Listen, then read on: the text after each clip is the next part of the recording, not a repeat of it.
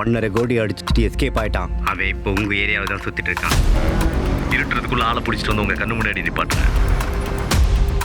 ஒரு நல்லவனை ஒட்டுமொத்த கூட்டமே வலை வீசி தேடிட்டு இருக்கு. My family is very sweet family.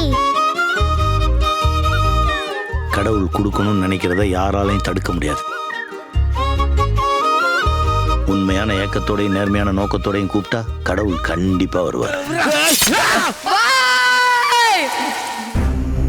உங்களுக்கு உங்க மாமாவுக்கும் 10 கிலோமீட்டர் டிஸ்டன்ஸ் தான் காட்டுது. நீங்க சீக்கிரம் போனீங்கன்னா அவரை மடக்கிடலாம். எது தப்பு எது சரின்னு நம்ம முடிவு பண்றதுதான். ஓடி நீ கோடி கோடி சேர்த்த போதிலும் கொண்டு போக கையில் இதுல ஏதாவது விழுந்துச்சுன்னா மொத்த பிரச்சனையும் சரி பண்ணிடுவேன்.